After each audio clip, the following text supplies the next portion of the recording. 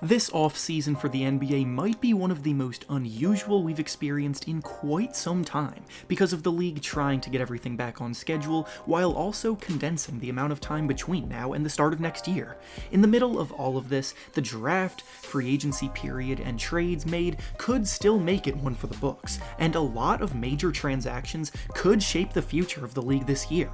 For the topic of today's video specifically though, we'll be taking a look at some of the biggest names in the league who, in my opinion, should be on the move.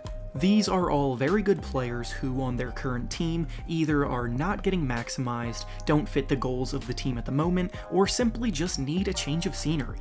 It would be best for them individually, it would be best for the teams that they play for, and honestly, it would be best for the league for the sake of intrigue. Before we get started though, it turns out about 82% of you that watch these videos aren't even subscribed, so please, if you like the content, consider subscribing because it definitely helps out the channel a ton, and it would be greatly appreciated. Now, with that being said, let's begin. The first big-time player we'll be discussing that desperately needs a change of scenery is Paul George of the Los Angeles Clippers. We all know how poorly the Clippers season ended, and now they're left with way more questions than they currently have answers. How can they salvage this window of opportunity to compete for a championship? What changes need to be made in order to get them back on track? Well, based on the tone of most reports coming out about the Clippers, their morale seems to be at an all-time low, chemistry is a disaster, and Paul George seems to have lost the locker room a little bit. Yes, his showing in the playoffs was poor, but he is still a very good player, so for both the sake of the Clippers and he himself, it would do a world of good to trade him. For George, he could get a fresh start redeeming himself without much pressure. For the Clippers, they could potentially use him as trade bait to bring in someone that addresses some of their biggest weaknesses. The next big-time player we'll be discussing that probably needs a change of scenery is Chris Paul of the Oklahoma City Thunder. Paul is getting up there in age, so he likely doesn't have many years left to compete for a title, but he's made it very clear that he wants to. The Thunder seem to be shifting their focus from playoff hopes to building for the future with their young guys and treasure chest of assets in the future, so it would be beneficial to both parties if Paul was traded to a contender in return for more assets. Funnily enough, a Paul George for Chris Paul trade could be something the two teams consider, but outside of that, the Lakers will likely be interested in Chris Paul, the 76ers could be also interested, having just brought in his former coach Doc Rivers, and several other teams will likely inquire about him as well. The next player we'll be discussing that probably needs to be traded is Blake Griffin of the Detroit Pistons. Injuries have hampered Griffin all throughout his career, and last season they finally started to take a toll on his production, as he put up the worst numbers he ever has in his career. I do believe that he still has the ability to perform at an all-star level if he gets back to 100% health, but those worries combined with his massive contract that is a max contract will make this situation tough. The Pistons are clearly focused on rebuilding now, having traded away Andre Drummond last season, so Griffin doesn't really seem to be in their plans. As I said before, trading him for a positive net of assets will be difficult, but Griffin can still be a versatile offensive big man that brings both scoring inside and out and very good playmaking for the forward position. The next player that needs to be traded for the betterment of their careers and the teams that they play for is Kevin Love of the Cleveland Cavaliers. Love is the last remaining member of the Big Three that was making championship runs, and with all of the youth and inexperience around him, he just doesn't seem to fit in. The Cavaliers have made some questionable moves and don't seem to know whether they want to rebuild or contend because they have some promising young guys playing alongside others like Love who want to compete hard and play for something meaningful.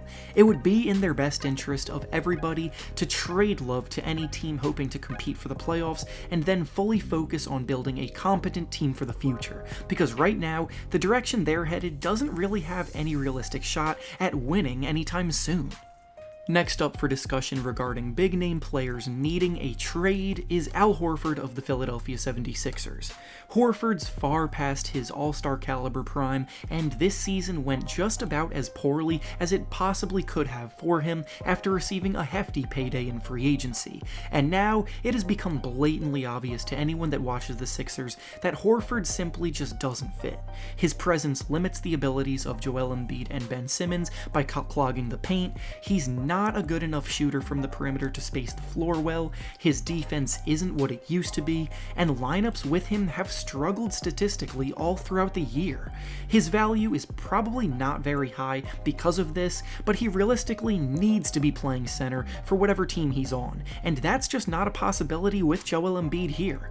Surely there are teams in need of a center that could take a flyer on him who have rosters built more to cater to his skill set, which the Sixers very much do not have. Moving Horford should be the Sixers' top priority this offseason, as it would greatly benefit them and Horford himself.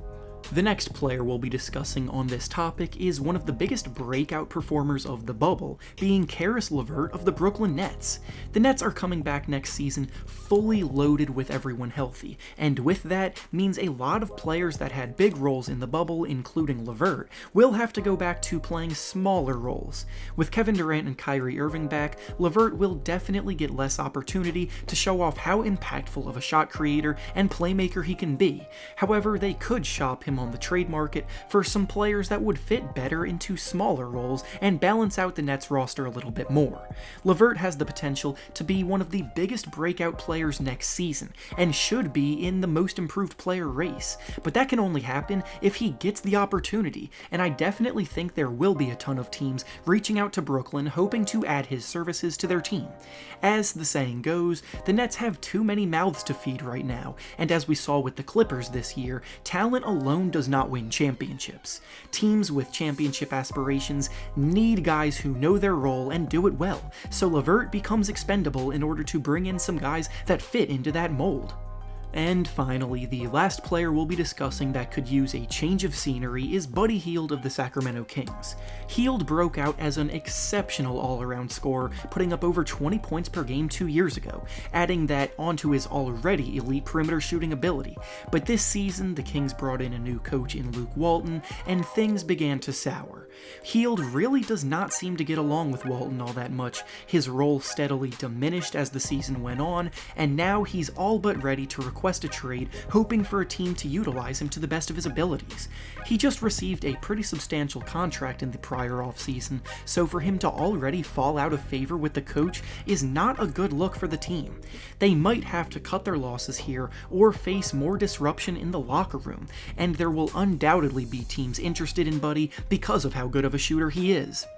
And with that being said, that's all I have for you today. Make sure to like the video, subscribe to the channel, and comment down below any other big time players you think should be traded this summer. Thanks for watching, and I'll see you all next time.